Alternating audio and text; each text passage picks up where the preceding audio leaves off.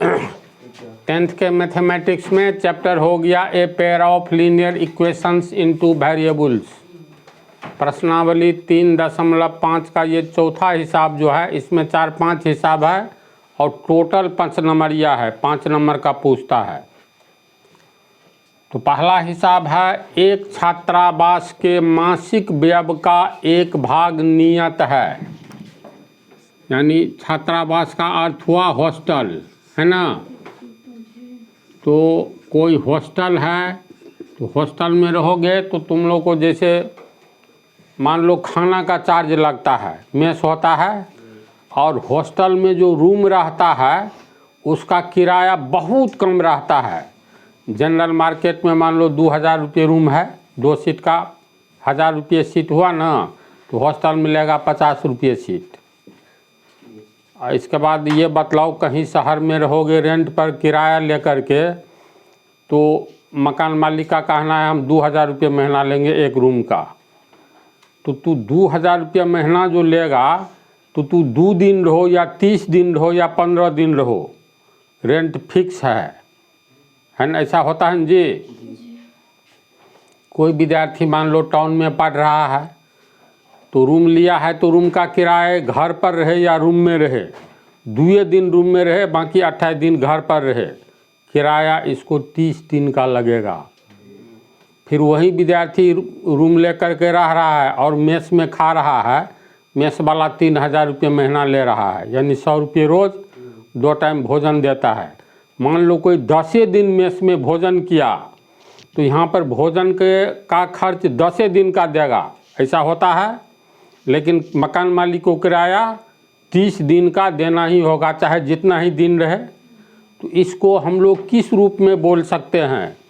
कोई भी स्टूडेंट शहर में पढ़ने के लिए रहता है तो एक नियत खर्च होता है जो कि रूम रेंट होता है, ये तो फिक्स है, इसको कहेंगे नियत किराया।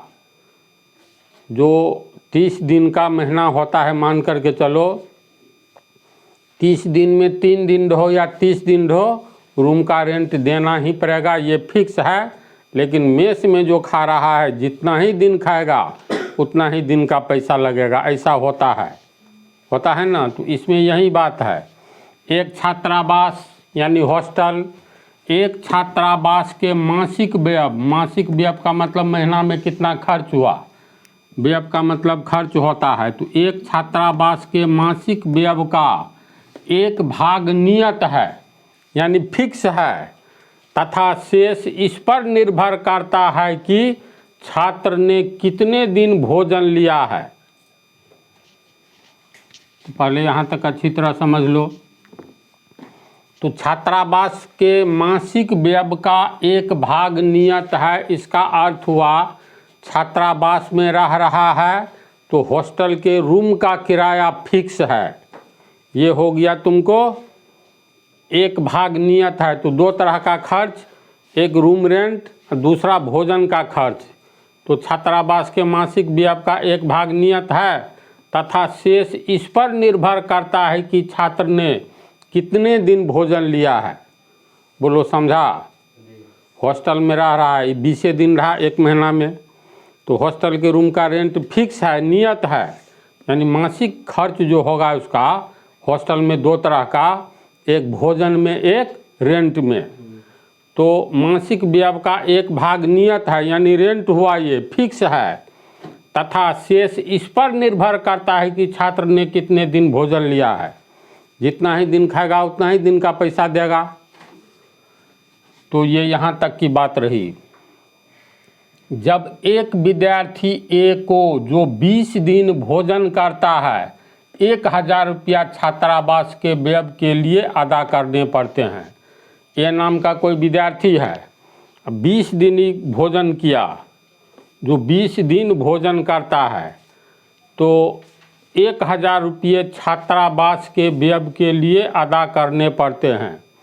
छात्रावास में हिसाब किताब होता है 1 महीना पर, तो 20 दिन खाना खाया, इसका मतलब 20 दिन रहा, 10 दिन घर पर रहा होगा या कहीं रहा होगा। जबकि एक विद्यार्थी बी को जो 26 दिन भोजन करता है, छात्रावास के व्यय के लिए 1180 रुपया अदा करने पड़ते हैं। ए नाम का विद्यार्थी है, ए नाम का विद्यार्थी है, तो इसको 20 दिन है ना, 20 दिन भोजन करता है, तो ये 20 दिन भोजन करता है तो इसको देना पड़ता है 1000 रुपया। अब बी नाम का विद्यार्थी है, ये 26 दिन भोजन करता है तो इसको देना पड़ता है 1180 रुपया। तो बोलो हॉस्टल में इसका अर्थ है ये 10 दिन के लिए गायब रहा, ये 30 दिन में 4 दिन के लिए गायब रहा, तो दोनों को फिक्स किराया तो देना होगा, सूर्य में है ना। छात्रावास के मासिक व्यय यानी खर्च, मासिक खर्च का एक भाग नियत है तथा शेष इस पर निर्भर करता है कि छात्र ने कितने दिन भोजन लिया है। क्वेश्चन को ठीक से समझ जाओगे तो हिसाब पल भर में बन जाता है। तो ए 20 दिन का 1000 रुपया देता है, बी 26 दिन का 1180 रुपया देता है। पूछता है नियत व्यय, नियत व्यय यानी फिक्स खर्च कितना है, वो हो गया रूम रेंट, और प्रतिदिन के भोजन का मूल्य ज्ञात कीजिए, यानी प्रतिदिन भोजन का कितना रुपया लेता है इसको ज्ञात करना है। तो छात्रावास के खर्च में 2 तरह का खर्च आया। छात्रावास का खर्च, पहला खर्च आया तुमको नियत खर्च यानी रूम रेंट,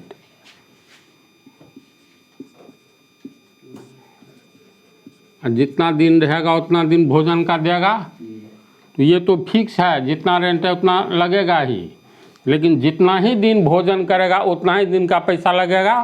तो छात्रावास का खर्च हो गया नियत खर्च प्लस भोजन का खर्च। लिखाएंगे बाद में, पहले अच्छी तरह समझ लो। तो हम लोग मान लेते हैं ये नियत खर्च जो है यानी रूम रेंट 100 रुपया महीना है, समझा, यानी नियत खर्च मान लिए 100 रुपये महीना। ये तो सब विद्यार्थी को लगेगा। 100 रुपये महीना का मतलब 100 रुपये प्रति महीना, अर्थात 1 महीना का। भोजन का खर्च एक दिन में मान लो Y रुपया, तो 30 दिन में 30 Y रुपया। तो भोजन का प्रतिदिन का खर्च, प्रतिदिन भोजन का खर्च, इसको मान लेते हैं Y रुपया। अब कहता है ए 20 दिन का 1000 रुपया दिया, तो इसका मतलब है 20 दिन रहे या 22 दिन रहे इसको रेंट 100 रुपया लग जाएगा, है ना, इसी बात। तो ए के लिए अगर हम लोग निकालेंगे तो ए के छात्रावास का खर्च, इसमें नियत खर्च तो लगेगा ही यानी रेंट। ये नियत खर्च कितना माने हैं 100 रुपया, तो 100 रुपया तो लगेगा ही। 20 दिन रहा तो एक दिन भोजन का Y रुपया, एक दिन का, 2 दिन का 2Y, 3 दिन का 3Y, 20 दिन का 20Y रुपया लगेगा, लगेगा। तो 100 रुपया जोड़ 20Y रुपया।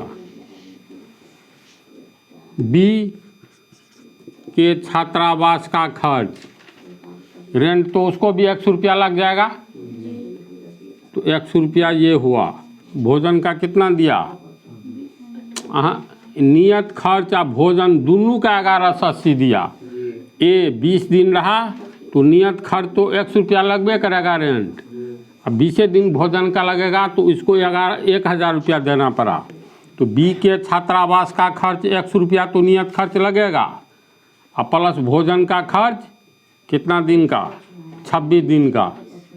बी 26 दिन खाना खाया तो एक दिन का Y रुपया, तो 26 दिन का 26Y, तो 26Y रुपया।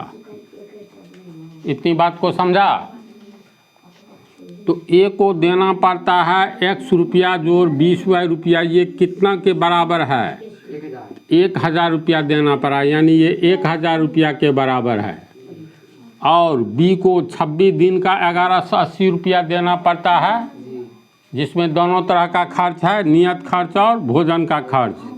तो ये 1180 रुपया है। देखो दो ठो समीकरण बन गया, रुपया दोनों ओर है तो रुपया हट जाएगा। इसके बाद दो ठो समीकरण हुआ। अब भुसकलवा समीकरण है, यहीं पर हम लोग अगर घटा दे तो घटाएंगे तो चिन्ह बदलेगा, एक्स एक्स कट गया, E plus 20y minus 26y, यहाँ भी माइनस होगा तो कितना हुआ माइनस 6y। 1180 में से 1000 घटाओ, 180 माइनस 180 यानी 6 माइनस 6y बराबर हो गया माइनस 180। इसीलिए y बराबर माइनस 180 बटा माइनस 6, माइनस माइनस कट गया, इसको काटेंगे 30, यानी y का मान आया 30। तो प्रतिदिन भोजन का खर्च y रुपया यानी 30 रुपये रोज भोजन का लग रहा है। x का मान निकालोगे तो y का कितना आया है 30।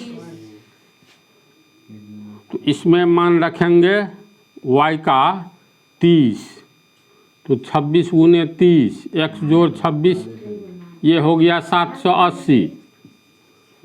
तो ये x है प्लस 780, उधर जाएगा तो माइनस 780 होगा। 1180 रुपया में से 780 रुपया घटाओगे तो 400 रुपया, तो x का मान हो गया 400। तो नियत खर्च कितना हो गया 400 रुपया। एक दिन भोजन का 30 रुपया, एक महीना रहेगा तो 900 रुपया। एक दिन का 30 रुपया तो 30 दिन का 900, नियत खर्च 400 यानी 9 4 1300 रुपये महीना।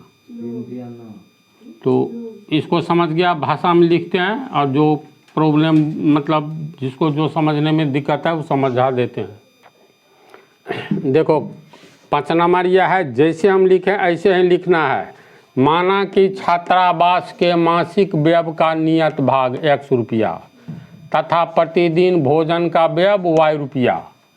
तो ए के 20 दिन का खर्च 1000 रुपया लगता है।